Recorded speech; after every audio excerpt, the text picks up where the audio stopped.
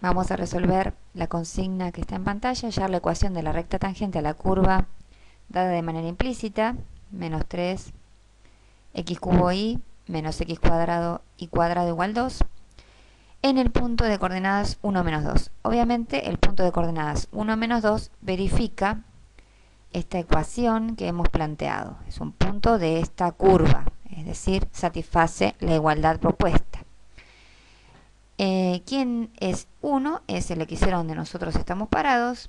Y quién es 2 es el y0 de ese punto de la gráfica, ¿sí?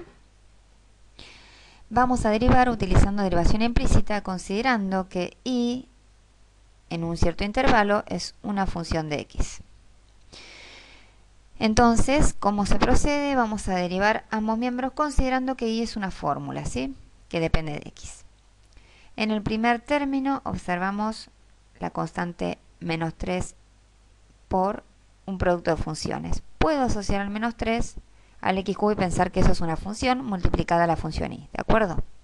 Voy a derivar entonces la función menos 3x cubo, que va a dar menos 9x cuadrado, y como esto es un producto, por la función y sin derivar.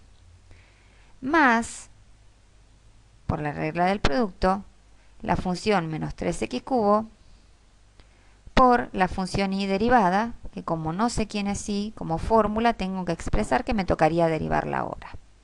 Lo expreso con y'. Menos, ya que estamos en una diferencia, y ahora me toca derivar el término x cuadrado por y cuadrado, otra vez pensando que y cuadrado es una fórmula. Entonces, x cuadrado es 2x, derivé el x cuadrado por y cuadrado sin derivar, regla del producto.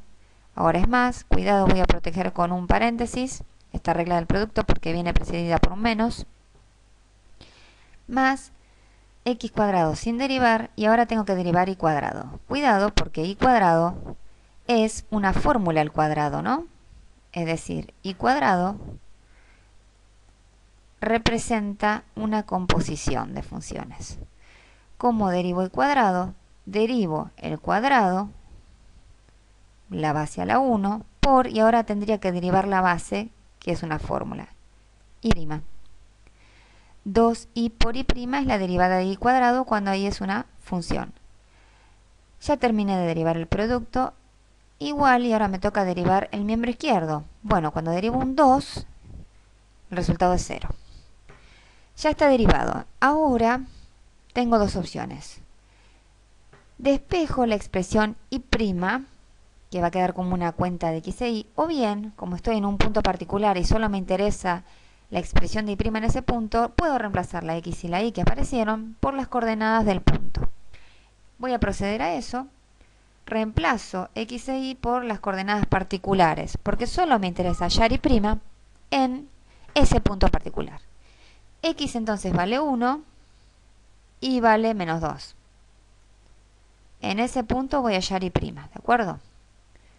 X vale 1 y vale menos 2.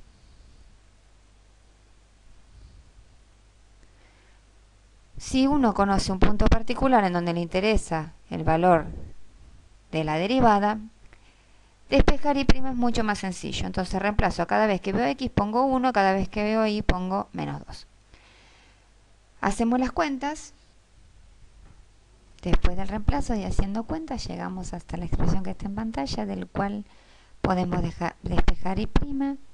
Y' es igual a menos 10 unidades. Esta es la pendiente de la recta tangente a la gráfica en el punto de coordenadas 1 menos 2. Para hallar la ecuación de la recta tangente tenemos que recordar la forma básica y menos y0 igual a y' por x menos x0, donde x0 y y0 son las coordenadas de nuestro punto en cuestión. Entonces, reemplazando, y0 era menos 2 unidades,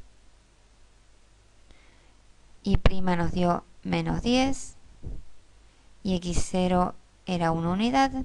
Entonces, en el punto de coordenadas 1 menos 2, la recta tangente tiene ecuación menos 10x más 10